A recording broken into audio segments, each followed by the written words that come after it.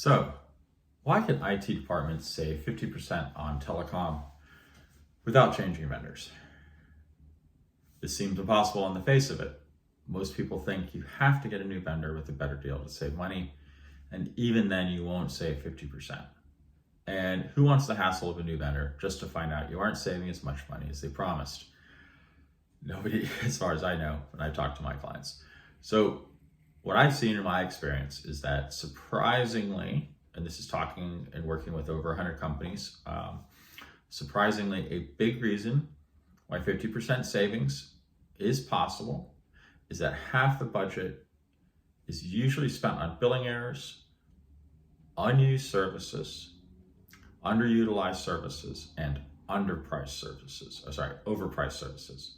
So it's fat that is hidden in the vendor bills, and the vendors don't tell their clients about it, and people have no way to easily find these hidden savings themselves.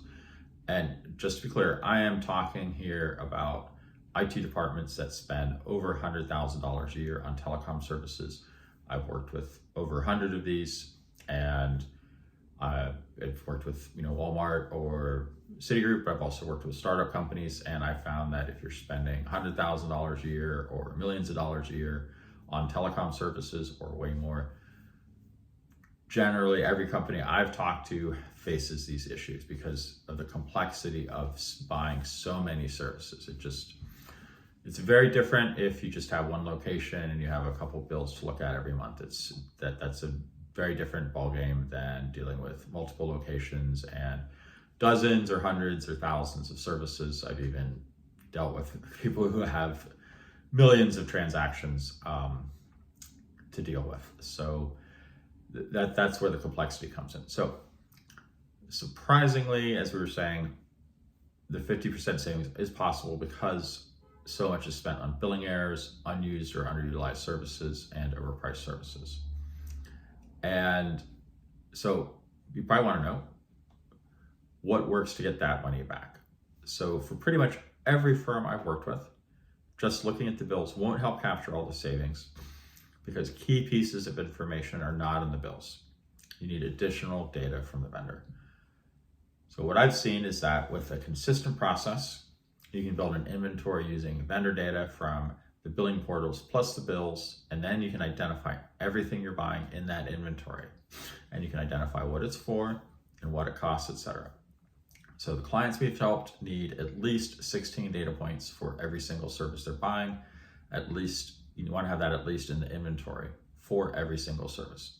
So once you have a complete inventory with all those data points for every single service you have, then you can consistently do the following things. And this is what's worked for the clients I've worked with. You can find the billing errors. You can remove unused lines and services. You can right size underutilized services and get better pricing on services that are overpriced. And none of this requires anyone to change vendors. So this is what we've done for other people, and it seems to be working great so far. It actually worked for decades, and it actually applies to pretty much any kind of service. It just happens to be that in telecom, it's not uncommon to find 50% savings. In other types of vendor spends, 50% savings, that's not realistic. But hey, if you're spending $1 million a year or $10 million a year in a category, even 10% savings can really be helpful. And even more helpful if it's a important cost of what you're delivering to the clients, and it's not just overhead. But anyway, money is money. So in order to do this, we found that it just takes people with the time to follow a consistent process like the one we've described, and with the skills to do the above things we mentioned. So what I've seen is that, as it turns out, most companies don't have people on staff with the time to follow this consistent process. And I worked in IT infrastructure management as an IT infrastructure manager, and that's what I've seen, as well as working with all the different clients I've worked with.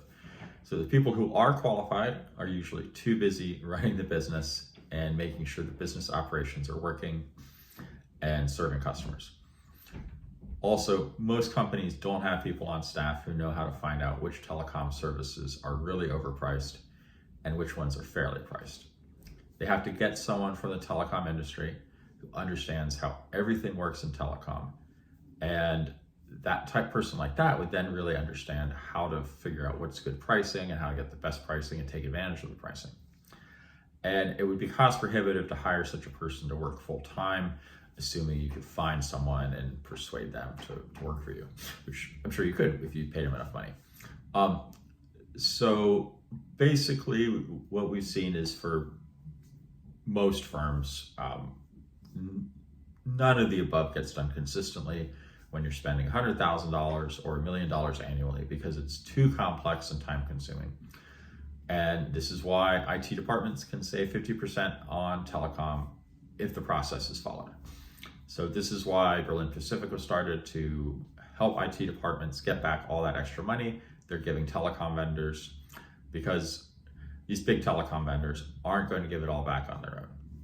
So we do all of this work for our clients, and they typically save 50%, and they capture those savings for years in the future. And our clients rarely change vendors, and if they decide they want to change vendors, we help them with that, and we help them get a great solution, and we make sure all the billing is sorted out and they don't have any kinds of issues going forward, and it's very easy to manage. So if you know anyone who this could help, please share it with them. And if anyone is spending a lot of money on telecom or other vendor services and would like to spend less, you can reach out and send an email or reach out on LinkedIn. And I also wrote the book, Principles of Telecom Expense Management, and that explains in detail how to do all these things. And this is for people who do have the time to do all these things. And people have told me they use it as a textbook, and it's quite helpful. So feel free to read that, and hopefully that will help. And please put any comments and please share any stories about what you've seen and what's worked for companies you've worked with.